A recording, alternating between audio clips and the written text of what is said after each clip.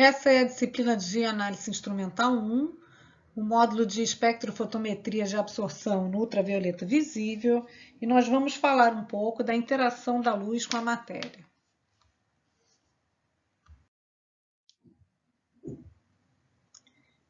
Isaac Newton fez vários experimentos fundamentais com a luz solar e as cores. Ele observou e descreveu, na realidade, esse fenômeno, a passagem da luz solar por um prisma e a formação das cores. São as cores do arco-íris. Quando a luz passa pelo prisma, ela sofre um fenômeno de mudança de direção, ou seja, ela sofre uma difração. E isso é diferente de acordo com os comprimentos de onda, os vários comprimentos de onda, na faixa que a gente identifica como cor. Esse artigo, ele mostra, é um artigo de 2015, o desenvolvimento dos trabalhos de Isaac Newton sobre a óptica. E desde as primeiras investigações em 1664. Em 1814, Fraunhofer identificou no espectro da luz solar ele identificou linhas escuras. E ele classificou essas linhas, chamadas de linhas de Fraunhofer, de acordo com uma sequência A, B, C, D, etc. Em 1856, Bunsen e Kirchhoff desenvolveram um espectroscópio com prisma, e assim foi possível começar a fazer uma série de investigações sobre esses fenômenos de absorção e de emissão de luz em chama. Então, o que foi feito? Eles levaram diversos elementos para a chama e observaram a formação de cor. Quando os elementos são levados para a chama, acontece essa mudança de coloração. Então, por exemplo, quando se leva lítio à chama, se observa uma coloração vermelha. Se leva o sódio a uma coloração amarela intensa, o cobre essa coloração verde. E aí o que foi observado? Que quando se passa essa luz proveniente da chama, da queima de alguns elementos, se observa através do espectroscópio a formação de linhas. E essas linhas, elas possuem exatamente a mesma posição no espectro eletromagnético, algumas delas, de alguns elementos, essa mesma posição das linhas escuras. Por exemplo, a linha D, essas duas linhas na letra D são as linhas de sódio.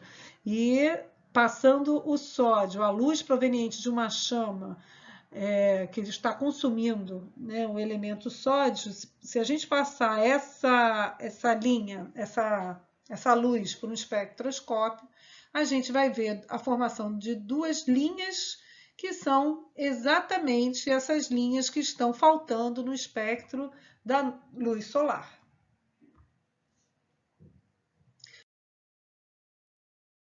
O que acontece?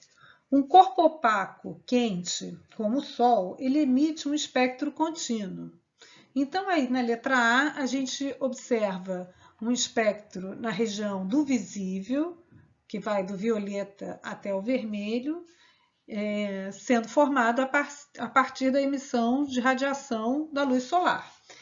Esse espectro, essa radiação, essa energia, ao passar por um gás a temperatura mais baixa, em direção ali à letra B, os elementos que estão compondo esse gás, eles vão também absorver energia. Por exemplo, vão absorver energia, parte dessa radiação proveniente do Sol, e o que eles não absorvem, eles vão deixar passar. Essa energia absorvida por esses elementos, ela é uma energia específica, necessária para que haja transição eletrônica dentro desses elementos. A gente vai ver um pouquinho sobre isso mais adiante. Então, o que não é absorvido passa, e aí a gente tem um espectro que a gente chama de espectro de absorção, que está aí na letra B. É um espectro contínuo com as linhas escuras, ou seja, faltando uma parte da radiação eletromagnética que foi absorvida aí pelos elementos no caminho. Então, o que que é um espectro de emissão? O que que é um espectro de absorção? Bom, quando um corpo opaco, quente, né, o que a gente chama de corpo negro, como o Sol, emite radiação eletromagnética, e essa radiação, e a gente vai olhar para a faixa do visível, né? Essa radiação, ela passa por um prisma ou uma rede de difração e acontece a mudança de direção, a gente vê aqui as cores do arco-íris, do violeta para o vermelho.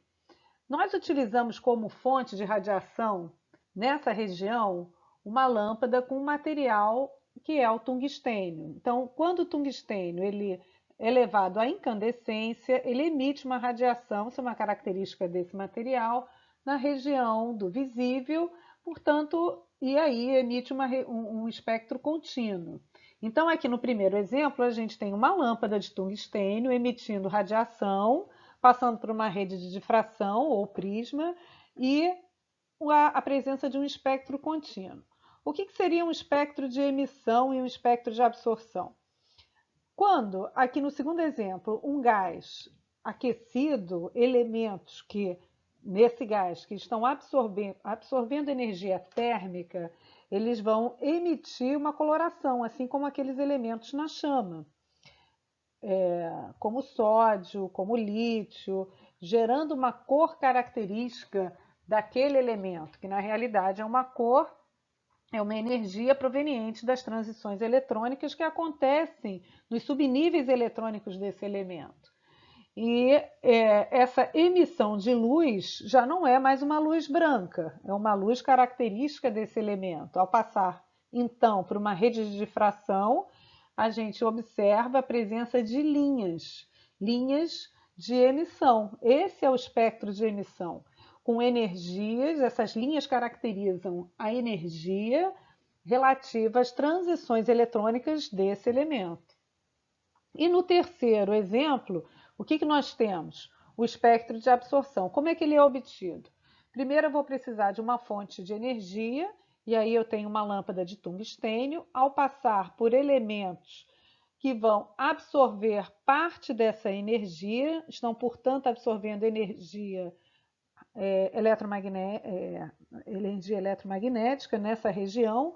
Então, essa energia vai ser utilizada para que haja as transições eletrônicas, o que esses elementos presentes nesse gás absorvem, eles estão utilizando essa absorção de energia, essa energia para as transições eletrônicas, e o que eles não absorvem, ele vai deixar passar.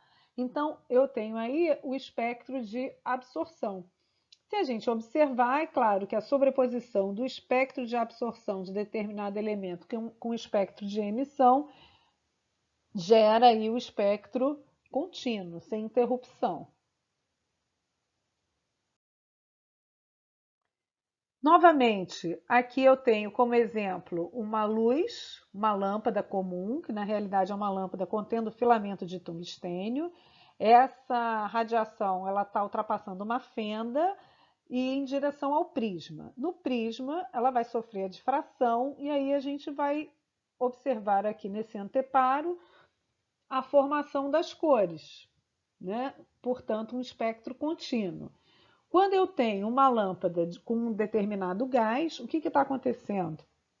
Esse gás ele está sendo aquecido e essa lâmpada, nesse segundo exemplo, está gerando uma luz proveniente, característica desse elemento, desse gás, passando por um prisma, e aí eu tenho também a visualização das diferentes linhas. Essas linhas, se agrupadas, vão formar a coloração inicial dessa minha lâmpada.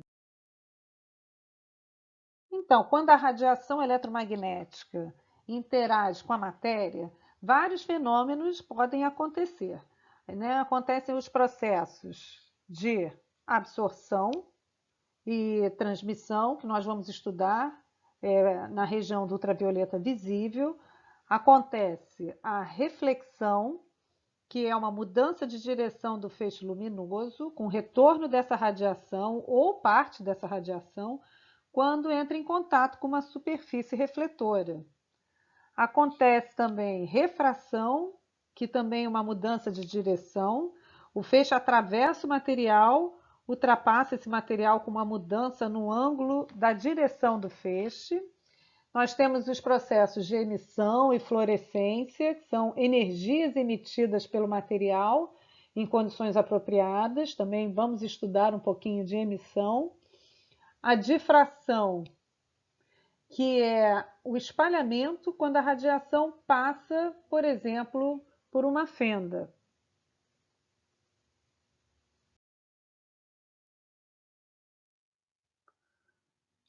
A radiação eletromagnética, então, nós já vimos, ela tem o comportamento de onda e tem características de partícula, né? Então, a gente vai olhar para o campo elétrico, ela tem campo magnético, campo elétrico, nós vamos dar atenção ao campo elétrico e ela pode ser, o que é a radiação eletromagnética? Na realidade, é um fluxo de fótons, né? São as partículas propagadas na forma de onda. Então, elas têm, a gente já viu, propriedades de onda e propriedades de partícula. E o espectro eletromagnético, né? Então, o espectro ele é bem amplo, ele vai desde raios gama a ondas de rádio, então, numa faixa muito ampla de comprimento de onda, né? O comprimento de onda é o que a gente utiliza para classificar normalmente, né? Se utiliza para a classificação da radiação eletromagnética, e nós vamos dar uma atenção especial aqui à região do visível e do ultravioleta. Então, o que nós temos? Na região do visível, essa pequena parte do espectro eletromagnético que vai de aproximadamente 360, 380 nanômetros até uns 760, 780 nanômetros. Quanto maior o comprimento de onda, e aqui a gente caminhando para as ondas de rádio, menor a energia, né? E o contrário, quanto menor o comprimento de onda, maior a energia da radiação eletromagnética. Mais uma vez, verificando aqui o espectro eletromagnético, a gente tem aqui uma noção um pouco melhor das dimensões da onda da radiação eletromagnética. Desde raios gama, agora aqui à direita do espectro, né, até ondas de rádio. Então, eu tenho aqui o comprimento de onda diminuindo conforme a energia aumenta. Então, eu tenho ondas de rádio, por exemplo, são ondas com maior comprimento de onda, são ondas de baixa energia, é uma radiação de baixa energia, e conforme o comprimento de onda vai diminuindo, a energia vai aumentando, né? Então, claro, as ondas de raios gama são ondas, são energias, são radiações eletromagnéticas de alta energia. Lembrando que a energia do fóton é igual a hν ou hc sobre lambda. Pela equação, a gente observa que aumentou o comprimento de onda, né, maiores comprimentos de onda, menor energia e vice-versa. Então, novamente, em direção aos raios gama, eu tenho radiações mais energéticas e em direção às ondas de rádio, eu tenho as radiações menos energéticas, tá? E aqui os intervalos correspondentes a cada um desses tipos de radiação eletromagnética, os raios gama, raios X, ultravioleta, no vácuo, ultravioleta próximo, a região do visível, que é a região que nós vamos trabalhar, em conjunto com a região do ultravioleta, aqui um pouquinho antes da região do visível, né? O visível vai de 380 a 780 nanômetros aproximadamente. Em seguida, a região do infravermelho, micro-ondas e as ondas de rádio. Então, o espectro eletromagnético representado aqui, ele, na região do ultravioleta e do visível, eu tenho a presença das transições eletrônicas que nós já conversamos.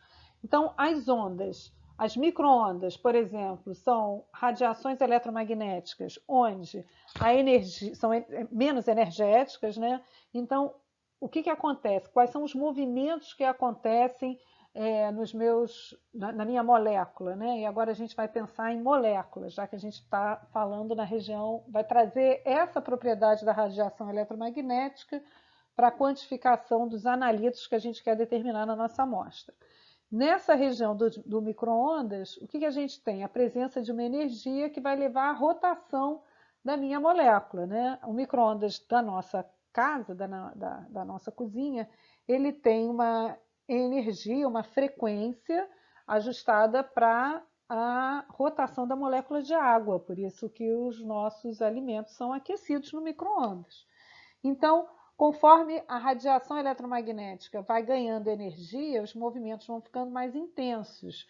Na região do infravermelho, eu tenho a presença de vibrações axiais e vibrações angulares, que são esses movimentos de aumentar e diminuir a ligação ou o ângulo de ligação, que são somados aos movimentos rotacionais.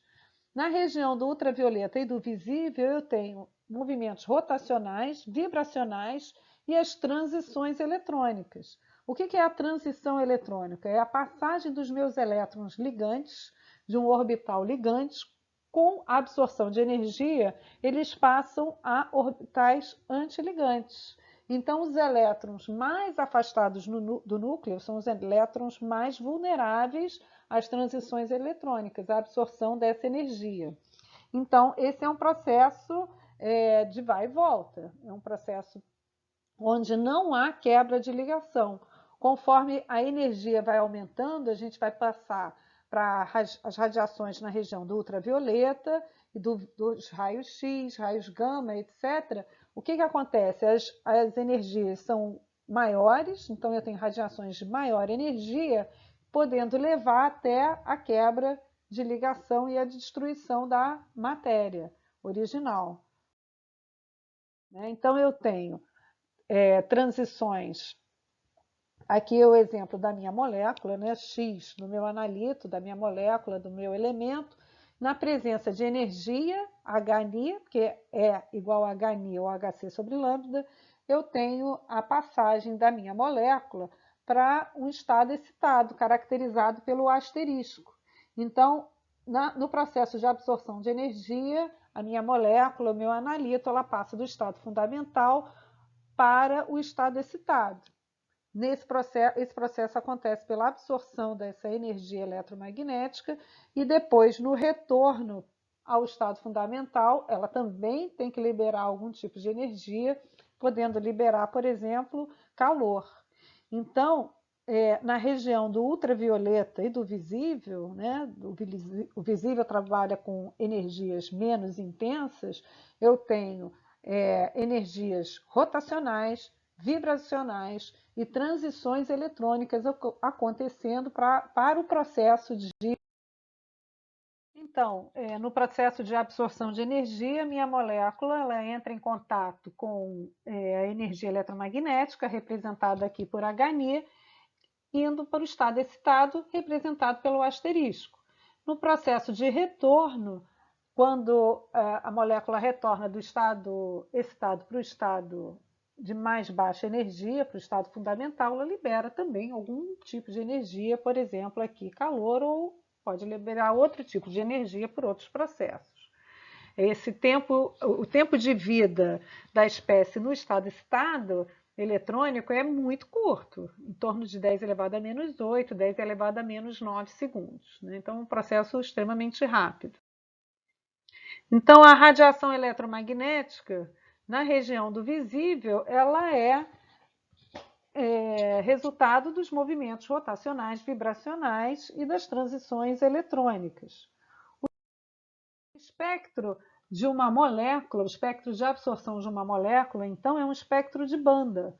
Por quê? Porque eu tenho vários elétrons participando dessas transições eletrônicas, vários estados excitados possíveis, né, para as transições eletrônicas, sendo que os elétrons N E os elétrons π, por exemplo, são os elétrons que estão mais suscetíveis às transições eletrônicas. Então, eu tenho transições eletrônicas do tipo NP, PP estrela, né, ou asterisco, e algumas transições são mais facilitadas. O grupamento cromóforo, que a gente chama de grupamento cromóforo, é o grupamento presente na molécula que vai levar às transições eletrônicas mais intensas, que são características daquela molécula, daquele elemento. Normalmente, né, os grupamentos cromóforos são ligações π conjugadas, que são ligações coplanares, que tem uma organização eletrônica, numa nuvem eletrônica organizada, mais suscetíveis à absorção da energia da energia eletromagnética. Então, aqui eu tenho alguns exemplos de tartrazina, permanganato, a própria hemoglobina, mostrando aqui, apresentando aqui ligações π conjugadas. Eu também tenho elétrons N presente, né? Os elétrons sigma também sofrem transições eletrônicas, mas menos característicos, né, dessa molécula, desse analito, levando a um espectro, no caso de moléculas, que a gente chama de espectros de banda, porque são vários elétrons envolvidos nessas transições eletrônicas. Então, o grupamento cromóforo são os grupos funcionais que contêm elétrons de valência com energia de excitação relativamente baixa, que fazem transições eletrônicas mais facilitadas, que são os elétrons π, elétrons N, né? Em seguida elétrons N, e os elétrons sigma, com menos intensidade, em moléculas e íons orgânicos e alguns ânions inorgânicos. Elétrons D e F em metais de transição também sofrem transições eletrônicas e alguns processos de transferência de carga. Nós vamos focar nosso estudo na observação dos elétrons N mais intensamente, né? Nos elétrons π, elétrons N e os elétrons sigma das nossas moléculas. Então, as transições eletrônicas acontecem, por exemplo, de orbitais ligantes para orbitais antiligantes, sigma, sigma estrela, pi, pi estrela, n sigma, n pi, né? Sendo que os que mais contribuem para a absorção de energia na faixa que a gente está trabalhando são as transições do tipo π, π estrela e n, π estrela. Aqui, por exemplo, algumas transições presentes nesses grupamentos funcionais, sendo esses grupos cromóforos, né? E os respectivos comprimentos de onda. O que acontece? Conforme as transições eletrônicas ficam mais facilitadas, maior é a absorção de energia. Então, se eu tenho a presença de grupamentos cromóforos com ligações, por exemplo, π conjugadas, eu tenho uma maior organização eletrônica e uma maior facilidade de absorção de energia. Eu tenho, por exemplo, uma estrutura ali mais coplanar, né? Então, aqui eu tenho um espectro, um exemplo de um espectro de dois diuréticos, amilorida e clorotiazida, a estrutura dos dois, e se a gente observar, a gente nota que a estrutura ela possui ligações π, né? Elétrons π e elétrons N, todos eles contribuem para a formação desse espectro, que é um espectro característico, e aqui, olha, olhando o eixo X, de 240 a 340 nanômetros, a gente está aqui na região do ultravioleta. Conforme essas ligações vão aumentando, essas ligações π conjugadas, a gente tem esse efeito de hiperconjugação, né? E um aumento aqui da coplanaridade, né? Em sistemas π conjugados, e aí a gente observa a absorção de energia em comprimento de ondas maiores. Esse é um exemplo de duas moléculas, uma cis e uma trans, e nesse exemplo, a destruição da coplanaridade por interferência estérica na estrutura cis é refletida pela intensidade baixa da banda a 283 nanômetros, em comparação com a banda correspondente do isômero trans. Por que o isômero cis ele possui um comprimento de onda 283, quando o isômero trans, o comprimento de onda dele, de absorção máxima, né, é 295 nanômetros? Por que isso acontece se o número de elétrons é exatamente igual nessas duas moléculas? O que está mudando? A disposição espacial. Então, o mesmo número de elétrons π que eu tenho no cis, na molécula cis, eu tenho na molécula trans. Mas na molécula cis, como esses dois grupamentos volumosos estão para o mesmo lado, eu tenho uma perda de coplanaridade. Por quê? Porque eu tenho uma interferência estérica entre os meus dois aromáticos. Lá, já na molécula trans, esses aromáticos eles estão mais bem organizados no espaço, então eu tenho a presença da coplanaridade. Então, o aumento de conjugação e o aumento de coplanaridade faz com que a minha molécula absorva energia de uma forma mais fácil. Uma energia mais é mais fácil absorver energia, portanto, ela precisa de uma menor energia ou comprimento de ondas maiores. Por isso que a molécula trans ela está absorvendo energia, o máximo de energia dela num comprimento de onda 295 superior à molécula cis. Conforme a conjugação vai aumentando, o número de ligações π conjugadas, né, eu tenho o quê? Esse efeito de hiperconjugação, menos energia para as transições eletrônicas, porque as transições ficam mais facilitadas, e aí eu tenho um maior comprimento de onda. E aí eu estou chegando na região do visível, estou partindo daquela região do ultravioleta, que a gente viu os diuréticos, que a gente viu as duas moléculas anteriores, e agora, com o aumento da conjugação, a gente começa a entrar na faixa do visível. Aqui o espectro do beta-caroteno e do licopeno, que são já moléculas que possuem coloração, né, soluções que possuem, desses analíticos que possuem coloração na faixa do visível. Por quê? As estruturas são já conjugadas. Outras espécies absorventes acontecem com transições em elétrons nas camadas D e F e absorções por processos de transferência de carga que a gente não vai ver, não vai aprofundar no nosso curso. Agora, um espectro de emissão. Então, a gente vai observar aqui as transições eletrônicas do sódio. Observando a distribuição do sódio, a gente tem aqui um S2, 2S2, 2P6, 3S1. Então, esse elétron, na última camada de valência, é o elétron que está mais suscetível à absorção de energia e às transições eletrônicas. É um elétron que tem maior facilidade, é a camada que tem maior facilidade para absorção de energia. E a gente observa que realmente acontece uma transição importante 3P, 3S, no comprimento de onda 589.6 e 589.0, que são exatamente aquelas duas linhas D de sódio.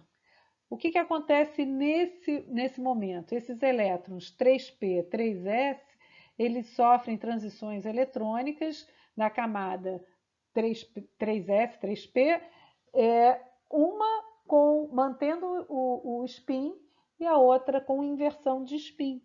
Então, são duas transições que acontecem na mesma camada, mas com uma ligeira diferença no comprimento de onda, porque um mantém um spin e a outra com spin inverso, que são as linhas características da linha D do sódio, que são aquelas duas linhas amarelas intensas que a gente observa no espectro de emissão desse elemento. E, como a gente está falando aqui de uma transição eletrônica entre as camadas, né, entre os subníveis eletrônicos desse elemento, o espectro que a gente observa de elementos é um espectro de linha. E agora, para finalizar, uma rápida observação sobre os processos de emissão e de absorção.